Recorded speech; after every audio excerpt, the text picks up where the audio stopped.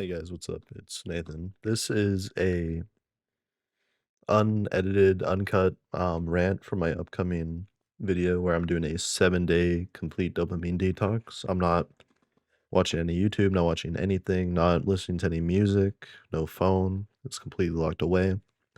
And I was just giving an update on how day 3 was going, and I really like this segment, so I cut it out into its own video as a completely unedited rant on just I guess my philosophy, my manifesto on how social media is evil. So, hope you guys enjoy. Maybe it'll resonate with you, maybe it won't. But thanks for watching anyway. Another thing I've really noticed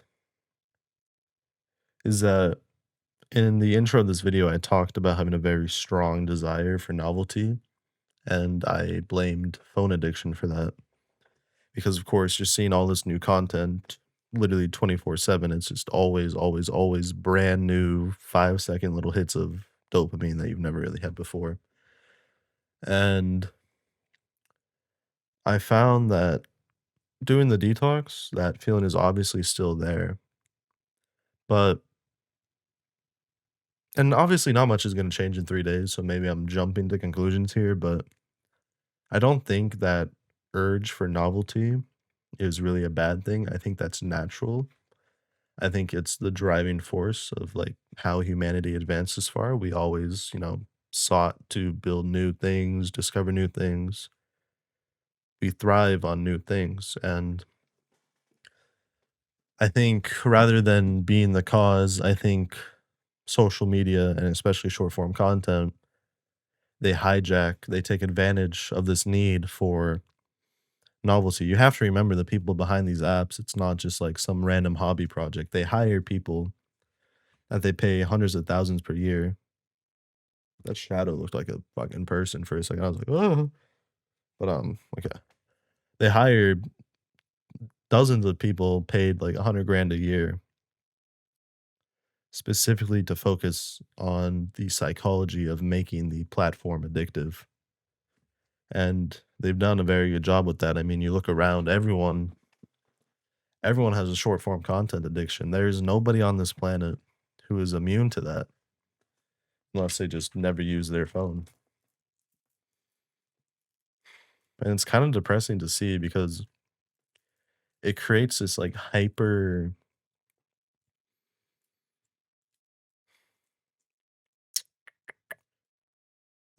sterile, almost not sterile, but quite the opposite. We seek It's like a race to the bottom a lot of the times, things have to keep getting more and more extreme, and the algorithms continue to award more and more extreme content. And this has a variety of, its impact is huge on politics, on just personal mental health. I mean, just imagine like imagine some little kid, like maybe 11 years old, not even 11 years old, probably had a few years on some social media app, but imagine maybe your younger brother, he just comes across on TikTok some black pill content, you know. And if you don't know what the black pill is, it's just that like edgy, like cringe fucking if your face looks like this, you're chopped, you're genetically fucked for life. Imagine your brother comes across these like black pill edits and he sees one of those traits in himself and then he just adopts this mindset that he's unworthy. He's never gonna find a girl to love him. He's never gonna be able to start a family of his own. He finds that content, and since he engaged with that content once, maybe he thought it was funny, so he liked it, or maybe he just like watched it a few times by accident. The algorithm takes that signal and it says, "Oh, this content will make your younger brother engage more with the platform. So we're going to show him more of that." And then his feed just gets all this disgusting, toxic black pill, looks maxing bullshit on it, and his self image is destroyed for life. He grows up and he's terribly insecure. He can't really talk to women because he just has in his head constantly all this bullshit about his cantle tilt and, face symmetry, all because of an algorithm that really it doesn't know that he exists other than how can we make this person more addicted so that we can sell more ad space on our platform. That's all it is. I mean, these big social media companies, they pretty much sell away our lives, our souls for ad space. They make algorithms perfectly designed to learn what we are, what we like, you know, all these data points about us to intentionally get us addicted to these platforms. And sure, it's nice to be shown content relevant to you. That is obviously a luxury, but it is also a huge, huge, huge trap for more vulnerable people, especially younger generations and older generations as well. I think in older generations, especially, it's easy to fall into political polarization from the algorithm because one day you're scrolling and you see like a little right wing or left wing content that you agree with. You're like, oh, okay, yeah, that's true. Because obviously, in the middle, it's pretty reasonable, and so you like it. But the algorithm detects, oh, this leans just a little bit right or a little bit left, and so it shows more content in that alignment.